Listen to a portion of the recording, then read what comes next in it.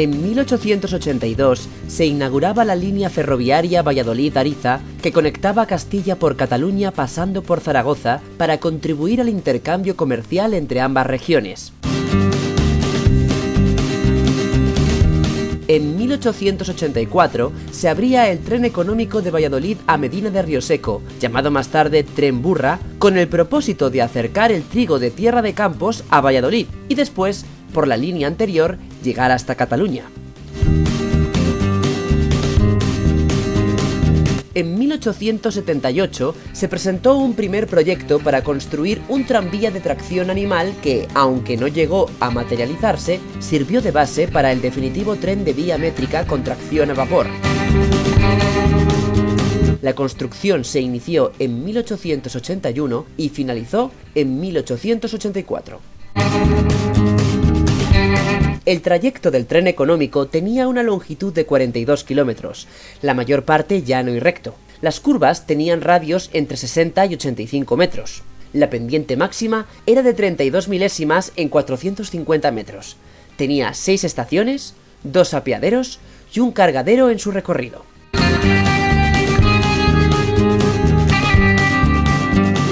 En el inicio, para su actividad, el 3 de septiembre de 1884, se compraron 6 máquinas que vinieron de Manchester y se montaron en Rioseco. Podían transportar hasta 40 toneladas.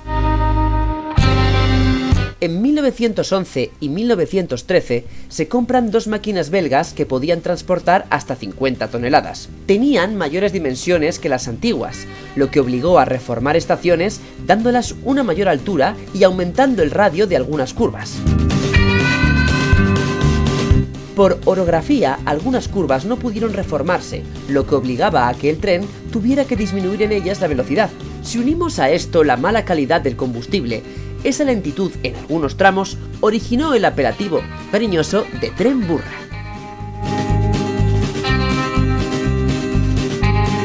El 9 de octubre de 1930, el Estado rescata a la línea del tren económico de Valladolid a Medina de Rioseco y la incorpora a la Sociedad Española de Ferrocarriles Secundarios de Castilla. En el Real Decreto se detallaba el valor de la línea, 545.000 pesetas, que se pagarían a la empresa en 10 anualidades de 68.000 pesetas cada una. El 16 de marzo de 1965, el ferrocarril de Castilla pasó a manos de la empresa estatal FEBE. Las viejas locomotoras de vapor fueron retiradas definitivamente de la circulación. Fueron sustituidas por automotores diésel de la marca Billiard, en un último intento de rentabilizar el servicio. También, en 1934, se utilizaron 2 locomotoras de gasolina. En 1967 solo quedaban 2 máquinas de vapor y 2 automotores que no llevaban mercancías. En julio de 1969 se cierran todas las redes de los ferrocarriles secundarios y cesa toda la actividad. El último viaje se realizó el 11 de julio de ese mismo año.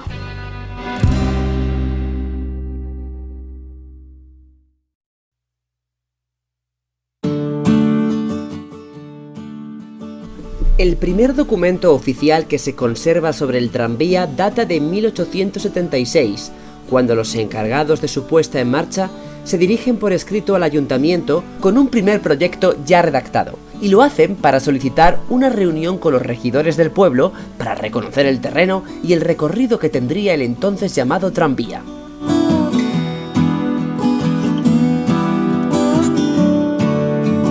Es el 12 de diciembre de ese año cuando se aprueba la creación de una comisión que preside el alcalde don Félix Caballero.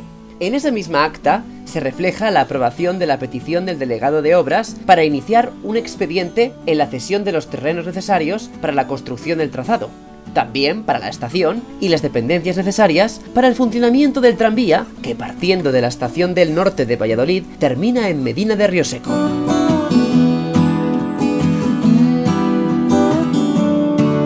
Unos días más tarde se celebra el reconocimiento del terreno y se acuerda ceder el terreno comprendido entre el kilómetro 217 y el camino nuevo que conduce hasta el pueblo, donde hoy se encuentra el hotel.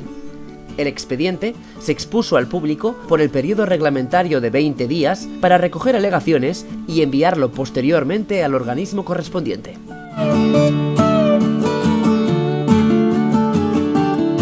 No es hasta el 9 de octubre de 1880 cuando el visitador principal de Servidumbres visita el recorrido del tranvía acompañado del alcalde don Ángel San Martín y otras autoridades, y se invita a los vecinos que lo deseen, por si alguno también quería, estar en el recorrido. Del informe que levantó el visitador nada se supo porque no lo comunicó al ayuntamiento.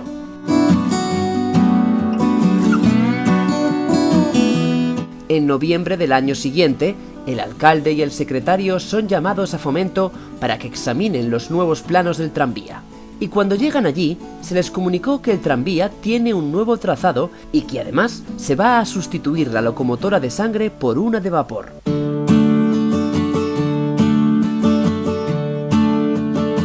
El cambio del trazado y los edificios de la estación se comunican al pueblo mediante edictos, dado que estas novedades cambian totalmente todo lo anterior, ya que la estación ya no se ubica en el lugar anterior, sino en el lugar que todos conocemos, y el trazado pasa ahora por el lado derecho de la carretera en vez de por el izquierdo.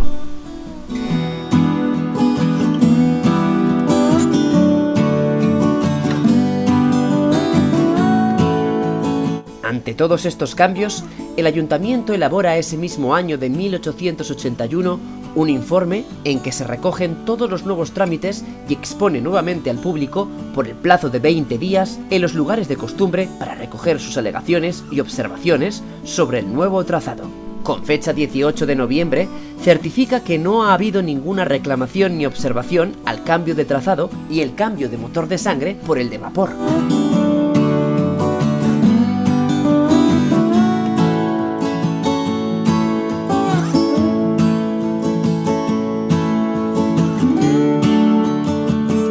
Dos años más tarde, el 13 de septiembre de 1884, el tren económico comienza su andadura fletando por la mañana 2 trenes para asistir a una corrida de toros en Rioseco. Pero ahí no se acaba la historia de la llegada a nuestro pueblo del referido tren, puesto que por entonces a los propietarios afectados por el recorrido ni se les había consultado y ni se les había abonado nada por la expropiación de sus terrenos. No es hasta diciembre de 1884 cuando el representante de la empresa concesionaria del ferrocarril solicita la comparecencia de los propietarios de los terrenos para la expropiación cuando el tren ya estaba en marcha 3 meses antes. En acta de la reunión extraordinaria del ayuntamiento celebrada en La Mudarra el día 8 de febrero de 1885, ante el alcalde Vicente Mozo, se da cuenta del escrito comunicación recibido del gobernador de Valladolid por el que ordena que se exponga al público por término de 20 días el croquis y la descripción de las servidumbres que atraviesan el término municipal el ferrocarril económico de Valladolid a Rioseco. No es hasta noviembre del año siguiente cuando se cierran los expedientes referentes al tren en nuestro pueblo, aunque no sabemos ni cómo ni cuándo cobraron las expropiaciones. La estación estaba a 848 metros de altitud en el kilómetro 27589. Era de segunda categoría, de las más importantes de la línea. Fue la primera estación en tener luz eléctrica a partir del año 1939. Tenía 2 edificios independientes, estación vivienda del jefe de estación y almacén, 2 buenos pozos de agua, retretes y una caseta de vías y obras. En sus proximidades, a diferencia de otras estaciones, tenía construcciones cercanas. Hacia el norte, la casa de Toribio Álvarez y la de Rogelio Mozo, y hacia el este, la casa de Secundino Gregorio y la del guardaagujas Francisco Roldán. En 1949 se construyó otra edificación llamada El Talgo, que además fue cantina y que cerró en el año 1972. En La Mudarra se suministraba agua a las locomotoras que iban en dirección Valladolid, de ahí la situación del depósito de agua. El tráfico ferroviario se vio interrumpido en muy pocas ocasiones, a causa sobre todo de la nieve y de algún accidente en sus vías. Como anécdota, se señalar que en un viaje que realizaba la familia de Juan Hernández a Valladolid, intuyó un descarrilamiento que sucedió y ordenó bajar rápidamente a su familia. Todos salieron ilesos, pero una de las hijas sufrió tal impresión que estuvo unos años sin querer montar en ningún tren.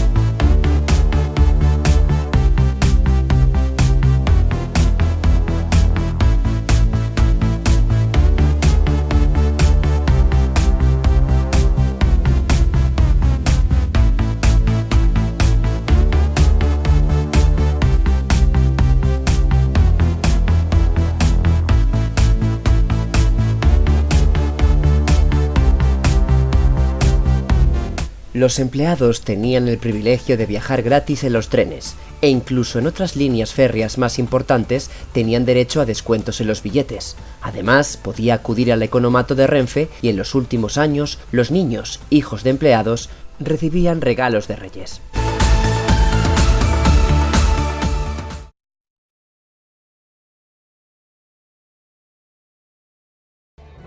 El comienzo de la actividad ferroviaria dio lugar a algunos cambios, algunos considerables. Por una parte, trajo consigo la facilidad de desplazamiento a las localidades de su recorrido, en especial a Valladolid y Río Seco, de un modo rápido e incluso económico, y contribuyó a desarrollar el comercio y el abastecimiento para el pueblo y los colindantes. Los ayuntamientos establecieron las pautas para facilitar a sus vecinos el uso del ferrocarril.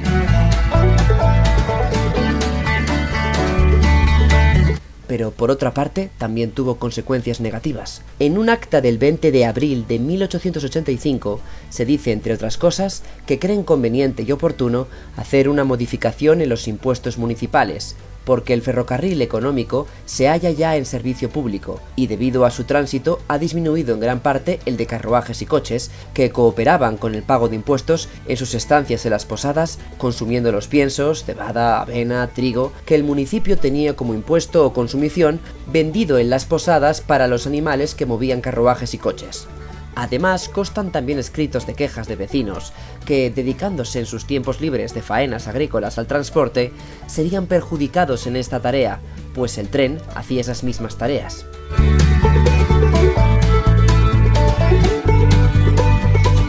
En la posguerra, tiempos del extraperlo, no conocemos la existencia de consumeros a la salida y llegada de los trenes, pero sí de los inspectores de abastos, que llegaban en el tren para inspeccionar las haciendas para comprobar la existencia de cereales u otros bienes no declarados. De ahí la desconfianza que se mostraba ante la llegada a la estación de algún forastero no conocido.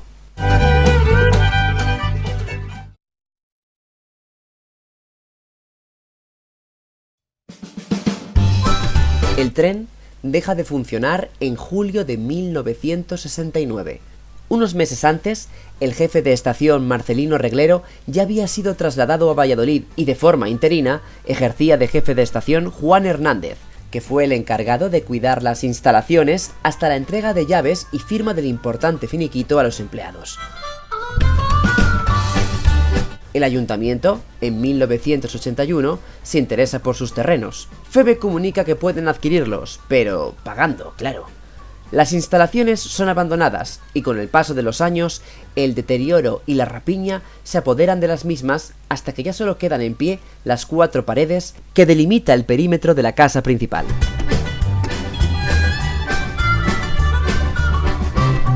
Es por 1987 cuando el entonces arrendatario del hotel María Victoria, Luis Ortega, a la vista de los continuos robos de materiales del edificio de la estación, y su idea de tiempo atrás de comprar una casa en la Mudarra, decide hacer las gestiones oportunas para adquirir los edificios de la estación.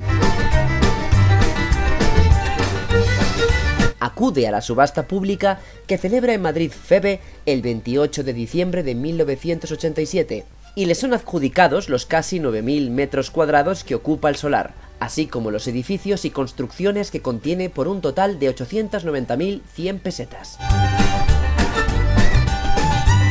Y para su sorpresa, les informan que en esa subasta no solo adquiere las propiedades de la Mudarra, sino que también son propietarios de todo el trazado y solares que ocupa el tren desde allí hasta Valladolid, y que por tanto podría, si quisiera, hacer valer sus derechos sobre los terrenos que particulares han ocupado. El 7 de junio de 1988 se firman las escrituras de propiedad y es cuando se propone restaurar el edificio principal que realiza con éxito la empresa Forcal, respetando la estructura exterior, ideando un sistema de sujeción segura del tejado sobre las enormes piedras originales de las paredes, cambiando la distribución original, añadiendo una nueva planta al edificio y dotándole de instalación eléctrica. Limpian y reforman los 2 excelentes pozos de agua que suministran agua corriente a través de un depósito situado en la planta superior. Limpian el entorno, renuevan la vegetación, construyen un pequeño almacén para materiales e instalan una verja metálica en el contorno siguiendo, en el lado de la carretera, las directrices que marca Obras Públicas. Aunque en el año 1998 la familia abandona la Mudarra para instalarse definitivamente en Río Seco, la estación no deja de ser un lugar de descanso y esparcimiento de la familia que visitaba el mismo con asiduidad, hasta que los problemas físicos del propietario le fueron mermando y fue su familia la que continuó con su cuidado hasta que en marzo de 2018 se decidieron a alquilar la casa, régimen en la que hoy continúa. Como anécdota, destacar que en una ocasión la casa fue ocupada. Su situación expuesta a la vista de cuantos pasan por la carretera y la falta de actividad que se observaba en ella originó que un individuo entrara en la casa con ánimo de permanecer. Avisada la Guardia Civil, desalojó al sujeto puesto que tenía pendientes algunos asuntos judiciales.